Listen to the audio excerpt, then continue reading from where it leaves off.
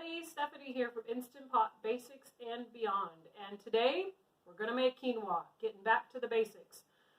So, some of you may be going, what in the world is quinoa? Or maybe you've heard of it, you still don't really know what it is. So quinoa, this is the bag I bought from Costco a while ago. But it's an ancient grain that is a great substitute for rice because it's more protein than carbs. That doesn't necessarily make it a low-calorie food, but it's a different kind of calorie that your body processes differently. It is a really great alternative because it's not all starchy like rice. It's tiny. It's really fine. Here, I will bring it over here to my other camera. It comes in different colors. You can buy it at places like Costco. I actually buy it from my bulk bins at my grocery store and just refill my bag.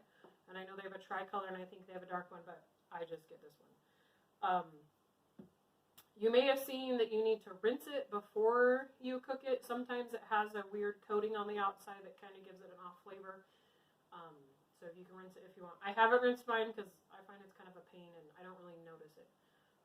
So we're going to cook that today. We're going to start and turn it on. So we're going to dry toast it in the Instant Pot first, which kind of brings out a nuttiness that makes it really yummy when you cook it.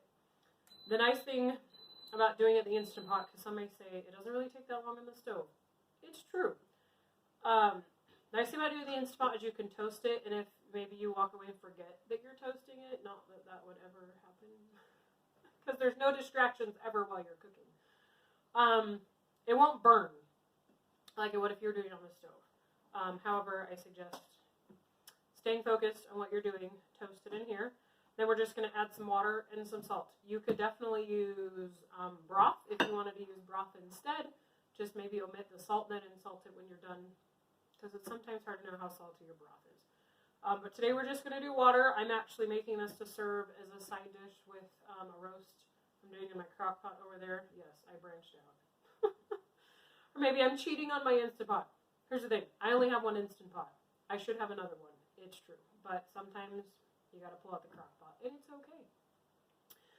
The other nice thing about doing it in the Instant Pot is when it's done, you can just let it sit in the Instant Pot on warm, and it will stay warm. It won't get all weird and mushy or lumpy. It will keep its nice fluffy texture.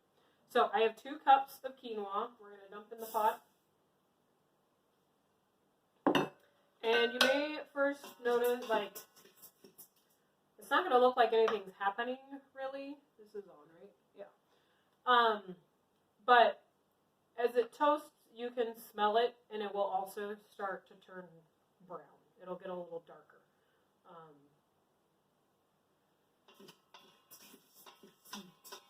Sometimes you do this, like if you're making a rice pilaf. I think I actually have a video for a quinoa pilaf. Which basically that just means, at least with rice, that you're kind of toasting it before you cook it, and then you're adding other seasonings to it. If you've ever made, rice-a-roni, or some other such thing. I don't know what you'd say without calling it by name, whatever. They use butter, but then you'll toast it in that. It just helps add flavor. For this, we're not going to add any fat to it. We're just dry toasting. I can smell it.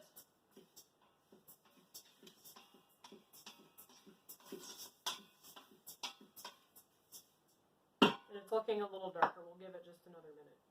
What else can I tell you about quinoa? It's an ancient grain. It seriously takes like 2 minutes to cook. We're only going to set it for 2 minutes. Of course, it still takes time to come up to pressure. We're going to do a quick release. And that way it's faster than rice, because rice you have to give it a 10-minute natural release. Because I'm pretty sure it's a quick release. I'm going to check my notes while this cooks, and I will confirm when we come back, because I didn't check. I'm pretty sure it's a quick release though. Here's another interesting thing though. So my mom lives in California, and she cooks her quinoa just for 1 minute. I live in Idaho, which is at a much higher elevation. And the first time I did this, I cooked it for a minute, I opened it, I was like, oh, not done. and I cooked it for another minute. So I cook it for 2 minutes. And I don't know what my other elevation actually is here in Southwest Idaho. So something to think about. If you're at a higher elevation, you may need, in fact, anything you're cooking in the Instant Pot, if you find that it's just never quite getting done, it could be due to elevation, and you might just need to add a couple minutes. Or if you're not, then you could try just cooking yours for 1 minute. But the reason I knew it wasn't done is it was still pretty liquidy. When the quinoa's done, it will be dry and fluffy. It shouldn't be really wet.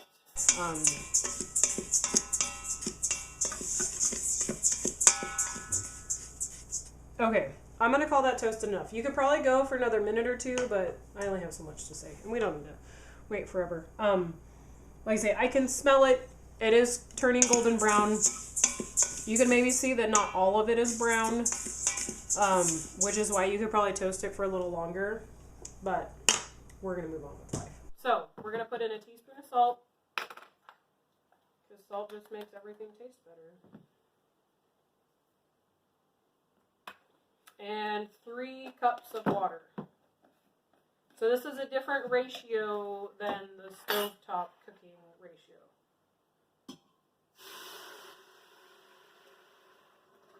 And while it may not have seemed to be doing much, did you hear that? That's because the burner's hot in the bottom. Okay, so we're just going to give it a little stir. I like to make sure that it's all off the sides of the pot. I don't know if it really matters, but it makes me feel better. Alright, so when you're putting your lid on, there's an arrow in the front that you can use to line it up, or you can line it up in the back. So then you turn it.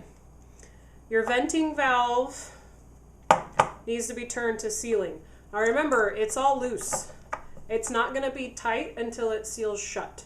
So you just want to put it over there to sealing. Also remember, as it comes up to pressure, that it will release steam and sputter and make some noise. But once it comes up to pressure, the silver pin will pop up and it will stop sputtering and it will all seal up. So because we have this on saute, before we can set it, we need to turn it off. Then we're going to do manual, and we're going to set it for 2 minutes. So use your buttons, your plus and your minus, to adjust it. It's going to say the time you set it for just a few seconds, so it knows that you've made up your mind. Once you've made up your mind, it will beep. It will say on. Okay? It will say on until it comes to pressure. Once it has come to pressure, and it's ready to start cooking, it will say the time that you put here, and it will start counting down. When it's done, it will beep again. So you know it's done, and then it will have an L, and it will have time, and it will start counting up.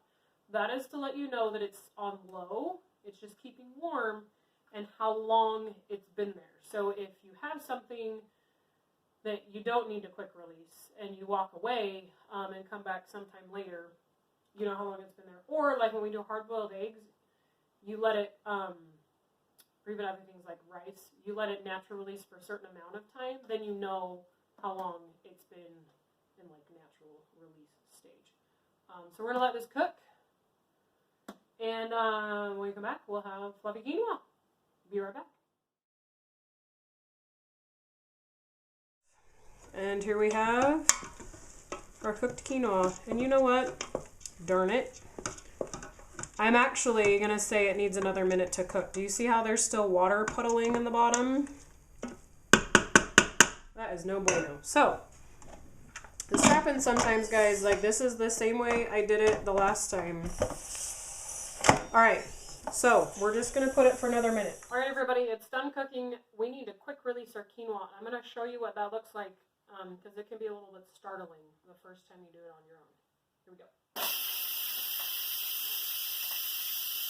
Okay, so it's a little loud and crazy, right? Totally normal. That's just how it happens. It's got all that steam it has to release. Oftentimes, I will take a little plastic cup or bowl and throw it over the top, especially if I'm doing it underneath my cupboard and I don't want, like, steam all over the place, just to kind of contain it a little bit. So here we go. Full disclosure, I cooked it for 2 minutes and opened it up, and it wasn't done. So I put it in for 1 more minute, and I could tell it wasn't done because there was just a bunch of liquid still in the pot. This is what we want. There's no standing liquid. It's nice and fluffy. If you've never cooked quinoa before, it's kind of weird, but it creates or like releases these little tails. You know, you can kind of, well, I don't know if you can kind of see or not, but so you got this little circle and it's got these little tails. Anyhow, so that's quinoa. Quick, easy side dish. I'm probably just gonna leave this in here on low and let it sit till dinner's ready because I can. Anyway, I hope this was helpful. I hope that you find all our videos helpful. Please like, subscribe. We have a Facebook page, Instant Pot Basics and Beyond, if you need to share with your friends. If you want to comment over there, things that you'd like to see, we'd love to hear from you. And I hope you have a great day.